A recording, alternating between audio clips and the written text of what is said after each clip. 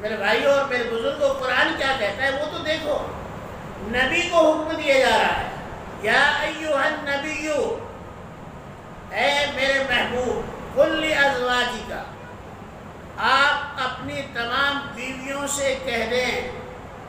دیکھو یہاں پر نبی کو حکم دیا جا رہا ہے سب سے پہلے، یا ایھا النبی قل لازواجک، اے ہمارے محبوب آپ اپنی تمام بیویوں کو کہہ دیں، وہ بناتی کا، اور اپنی تمام بیٹیوں کو کہہ دیں۔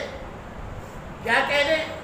آگے فرمایا وَنِسَاءِ الْمُؤْمِنِينَ، اور تمام مسلمانوں کی عورتوں کو کہہ دیں، تمام مسلمانوں کی عورتوں، پہلے نبی کو اور نبی کی بیویوں کو اور نبی کی بیٹیوں کو پردے کا حکم دیا گیا۔ ان سے زیادہ پاکیزہ، ان سے زیادہ پاک عفت مآب دنیا میں کوئی نہیں تھا۔ حدیث میں آتا ہے، حدیث قدسی ہے کہ نبی کی بیوی کافرہ ہو سکتی ہے، مشرکہ ہو سکتی ہے، جیسے حضرت نوح کی بیوی کافرہ تھی، حضرت لوط کی بیوی ایمان نہیں لائی۔ تو حدیث قدسی ہے کہ نبی کی بیوی کافرہ ہو سکتی ہے، مشرکہ ہو سکتی ہے، لیکن زانیہ نہیں ہو سکتی، بدکار نہیں ہو سکتی۔ اگر ایسی بات تھی تو نبی کی بیویوں کو، نبی کی بیٹیوں کو پردے کی ضرورت نہیں تھی، اس لیے کہ اللہ تعالیٰ نے وعدہ لیا ہے کہ نبی کی بیویاں جو ہیں بدکار نہیں ہو سکتی ہیں، لیکن اس کے باوجود نبی کی بیویوں کو، نبی کی بیٹیوں کو پردے کا حکم دیا جا رہا ہے۔ میری اور آپ کی کیا حیثیت؟ ہم کس شمار میں ہیں؟ جب اللہ نے اپنے محبوب کو کہہ دیا اور محبوب کی بیویوں کو کہہ دیا اور حکم دے دیا کہ تم پردہ کرو، اگر پردہ نہیں کرو گی تو اللہ تم سے راضی نہیں ہوں گے۔ بے حیائی کو اللہ تعالیٰ سخت ناپسند فرماتا ہے، لیکن ہمارا حال عجیب و غریب ہے۔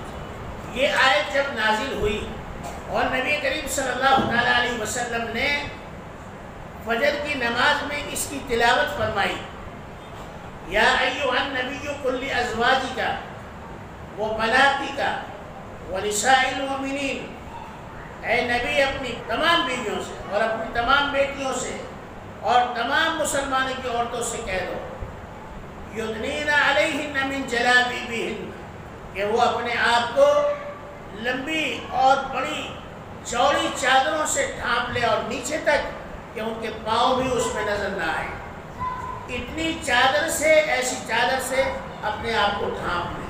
جب یہ آیت نازل ہوئی تو کیا ہوا؟ نبی کریم صلی اللہ علیہ وسلم نے صبح کی نماز میں کی تلاوت فرمائی۔ بعض عورتوں نے نیت توڑی، جن کے گھر قریب قریب تھے بنے ہوئے، اور وہ اپنی گھروں سے جا کر جو ہے لمبی لمبی چادریں لائیں اور انہوں نے پہن لی، اور اس کے بعد نماز میں آ کر شامل ہوئی۔ اور جب کچھ عورتیں نے جو ہے اس آیت کو سنا اور جب سلام پھیر لیا تو اپنے بچوں کو اپنے گھروں پر بھیجا کہ جاؤ جلدی سے، اللہ کا حکم آ گیا ہے، اب بے پردہ مسجد سے گھر تک نہیں جا سکتے ہیں۔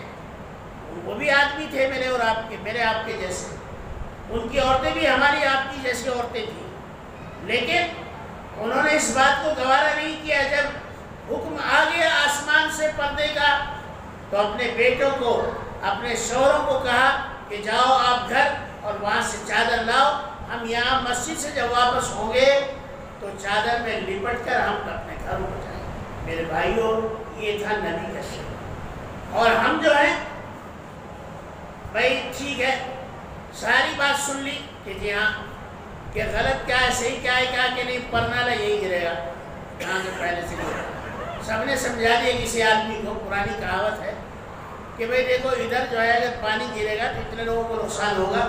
ساری بات سن لی، سننے کے بعد کہا کہ تمہاری بات سب صحیح ہے لیکن پرنالا یہی گرے گا۔ وہ ہمارا معاملہ ہے، دین کی بات ساری سر آنکھوں پر، لیکن کریں گے ہم وہ جو ہم کو اچھا لگے گا۔ تو میرے بھائیو، اس کو تو دین نہیں کہتے۔